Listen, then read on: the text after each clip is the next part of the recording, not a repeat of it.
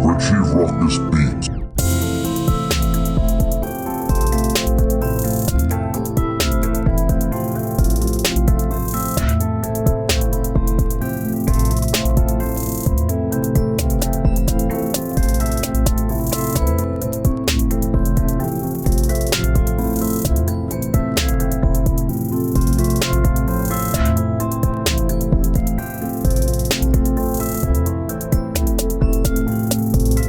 What's going on YouTube? It's your boy, Richie Ruckus. We are back here today. It is Saturday, May 4th. We're going to dive into a brand new sneaker unboxing. I'm going to hit you with that unboxing, that review, and we're definitely going to get into an on foot. I know the last time I was here, we did a review of the Nike Times Fear of God mock, and I didn't do the on foot because the weather conditions were horrible. I felt like that was a sneaker that I really wanted to dive into the on foot, out in the outdoor elements, and didn't really want to do the on foot in the room. I'm going to try to get out and do the on foot for this sneaker, you know, out in the streets, if you would, opposed to in the room. But it is a sneaker that I have been dying to get my hands on. When I first heard that they were going to be retro in this sneaker, I knew I had to add it to my collection. And as luck would have it, it wasn't mission impossible to cop these.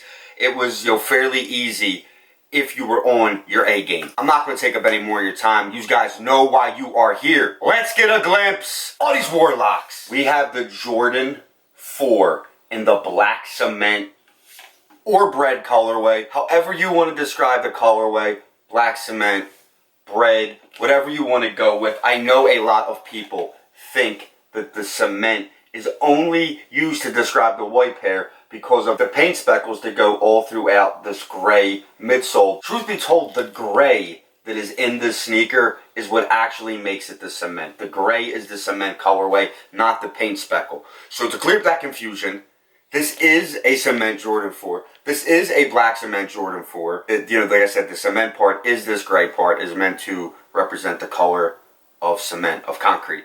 So, black cement Jordan 3. You know, this doesn't have the paint speckle, it has the elephant print, which is prevalent in almost every Jordan.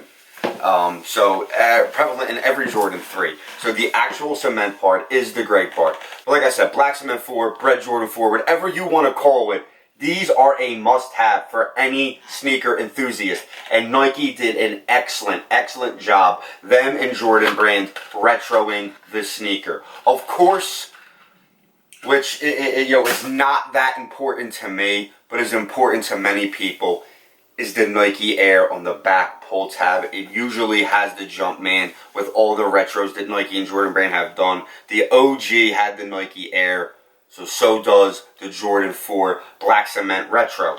I know this Nike Air means a lot to people and makes people more anxious, more excited, make it a more must cop for people.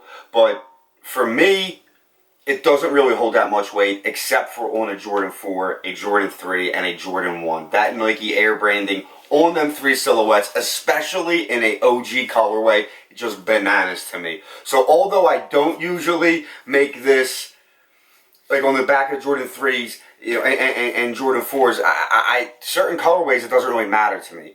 But on, you know, on this colorway, to see that Nike Air logo on that back pull tab just means a lot and makes me really, really fall in love with the sneaker more than I already am. But typical Jordan 4 upper, you have the Nike Air hang tag on the sneaker. Like I already have stated and gone over, the Nike Air branding on the pull tab, Jumpman and Flight logo on the tongue, Air Jordan branding on the inside of the tongue, Nike Air branding on the sole, the color blocking, the color scheme.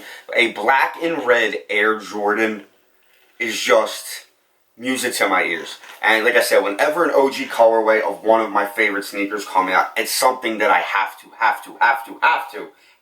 add in my collection. And I feel like every sneaker enthusiast should. And like I said, these did sell out at Lapstone Hammer. That's where I did pick them up in a first come first serve. And I did have to go with the 9 as the 8.5s were already gone by the time I got there. But if you're on the fence about copping a Jordan 4, if you have not had a Jordan 4 before, or if you've not had this pair, they are true to size. I did try them on. The size 9 is a little bit big on me. So, you know, thick socks, tied a little bit tighter than I am used to. But I couldn't pass.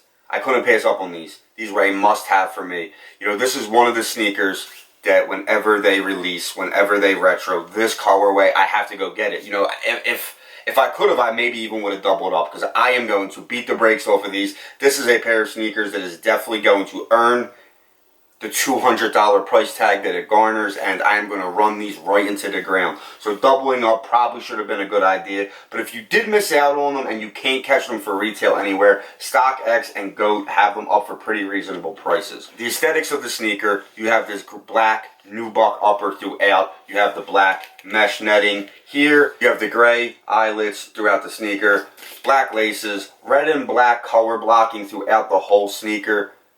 And like I said, it's just a must-have. Go get yourself a pair of these if you have not got them already. We're going to go bang out this on foot. I'm going to go enjoy the rest of my weekend. I am still working on this whole entire Yeezy collection video. I hope to get it up Monday or Tuesday for you guys. I know I just keep talking about this video. It does exist. I just really have to bear down and edit the 2 hours worth of footage that I have. But that's it. We're going to go do the on foot. I'll be back next week with some more videos. But until then, I'm Richie Ruckus. Peace!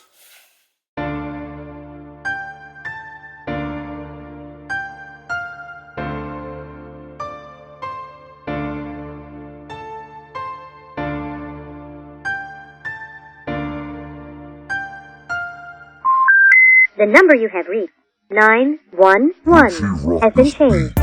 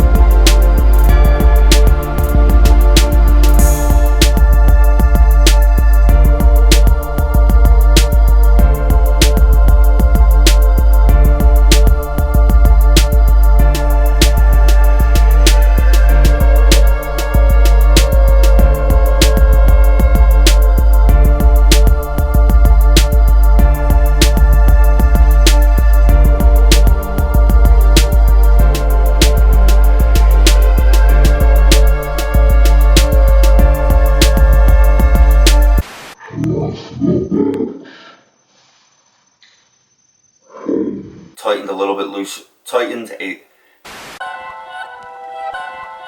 Richie Ruckus.